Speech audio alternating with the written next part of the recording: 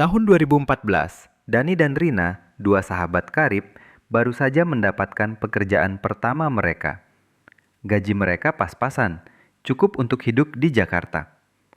Rina bersemangat menunjukkan aplikasi investasi reksadana yang baru ia unduh.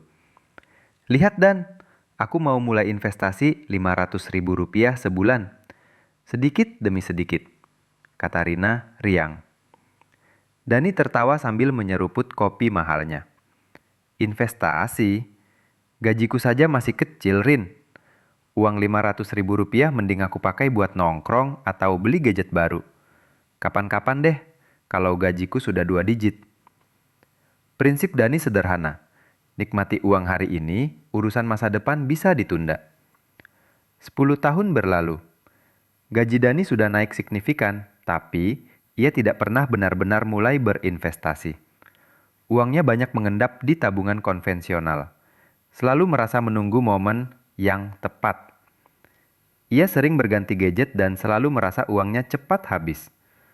Sementara Rina tetap konsisten dengan investasi kecilnya, lalu meningkatkannya seiring kenaikan gaji. Suatu sore, Rina mengundang Dani ke acara syukuran rumah barunya. Bukan rumah kecil, melainkan sebuah rumah 2 lantai di pinggiran kota yang asri. Dani tertegun melihat kemewahan sederhana itu. Saat mereka duduk di teras, Dani bertanya, "Gila Rin, kamu dapat promosi besar ya?" Rina tersenyum. "Bukan promosi Dan, hanya konsistensi. Ingat Rp500.000 yang aku sebut 10 tahun lalu? Uang Rp500.000 yang aku investasikan saat itu, nilainya sekarang sudah jauh melampaui Rp500.000 yang aku simpan di bawah bantal. Sedangkan uangmu, yang kamu tunda investasinya, sudah digerogoti inflasi. Dulu Rp100 juta bisa beli mobil, sekarang mungkin cuma bisa beli motor bagus. Itu namanya time value of money. Uang hari ini lebih berharga dan memiliki daya beli yang lebih kuat daripada uang yang sama di masa depan." Pikiran Dani kacau. Ia menatap ke dalam dompetnya. Ia sadar, penundaan 10 tahun bukan hanya kehilangan potensi bunga majemuk, tetapi juga membiarkan inflasi mencuri nilai uangnya tanpa perlawanan. Penyesalan terbesarnya bukanlah gaji yang kecil, tetapi karena ia mengabaikan nilai waktu terhadap uang. Dani pulang malam itu dengan perasaan yang campur aduk antara penyesalan dan motivasi baru. Selama beberapa minggu berikutnya, ia tidak bisa berhenti memikirkan kata-kata Rina.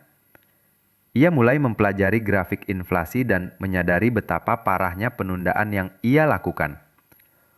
Uang yang ia anggap aman di tabungan ternyata merosot nilainya setiap hari.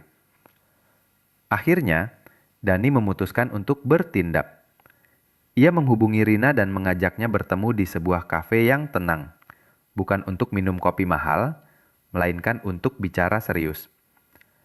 "Rin, aku minta maaf karena dulu menyepelekan saranmu.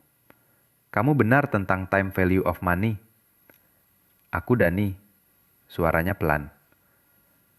Rina tersenyum lembut. "Sudah terlambat 10 tahun Dan, tapi tidak ada kata terlambat untuk memulai. Inflasi itu pencuri diam-diam. Kita harus membuat uang kita bekerja lebih keras."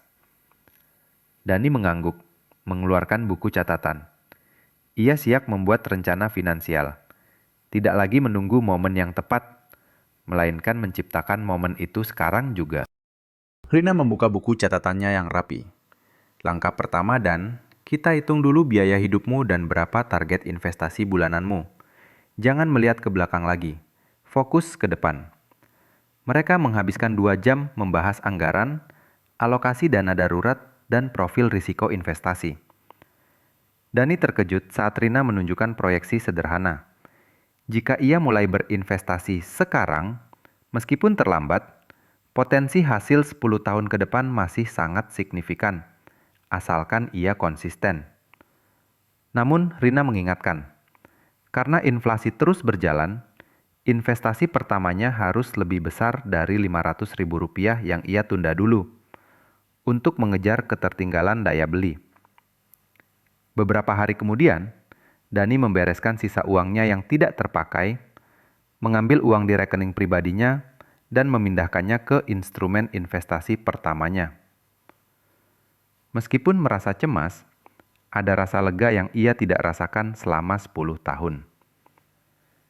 Cerita ini bukan hanya tentang kerugian finansial, tetapi tentang perubahan mentalitas. Dani sekarang mengerti bahwa investasi bukan masalah berapa banyak uang yang ia miliki, tetapi masalah disiplin waktu. Ia mungkin kehilangan dekade terbaiknya untuk compounding, tetapi ia memastikan ia tidak akan kehilangan dekade berikutnya. Meskipun Dani telah mengambil langkah besar pertamanya, transisi mentalitas tidaklah mudah. Seminggu pertama, ia sering memeriksa aplikasi investasi barunya setiap beberapa jam, cemas melihat fluktuasi kecil. Ia mengirim pesan kepada Rina. "Nilainya turun 0,5% hari ini. Apa aku salah strategi?" Rina membalas santai.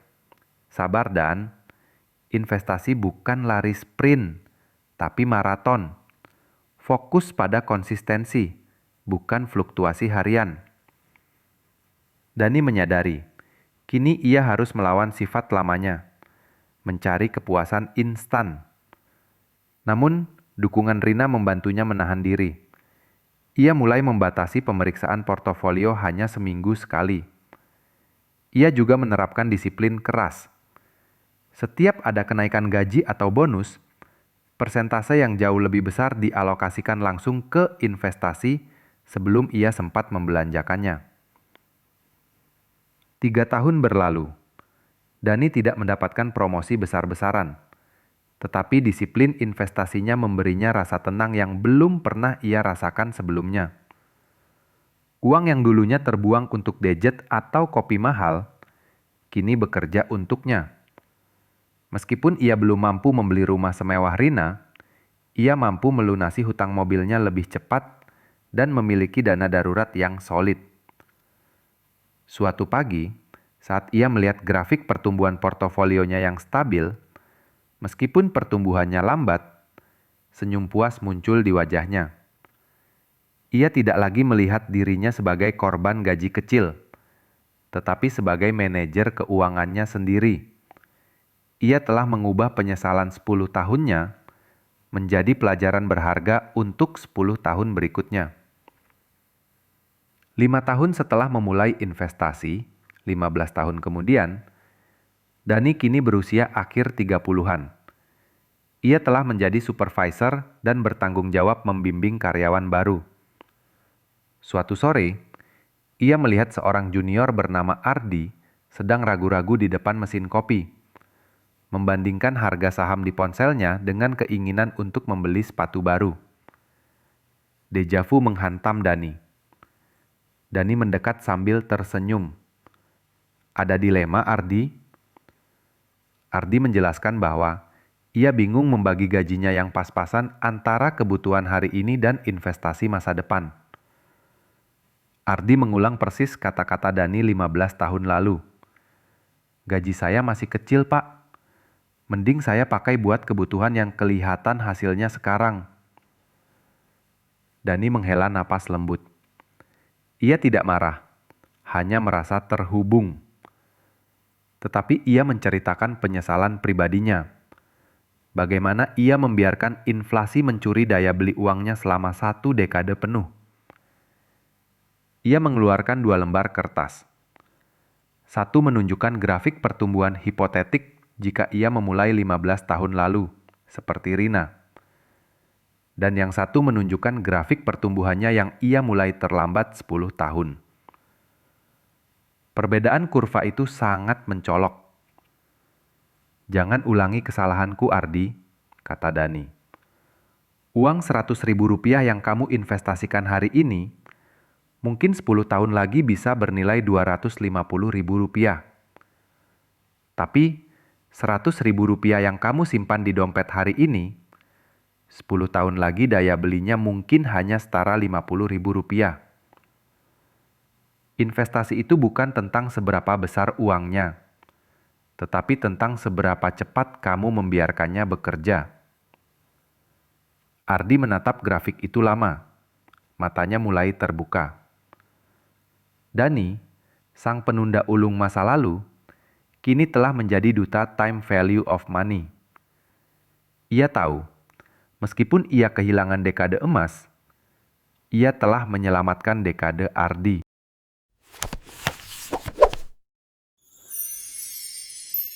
Terima kasih sudah menonton.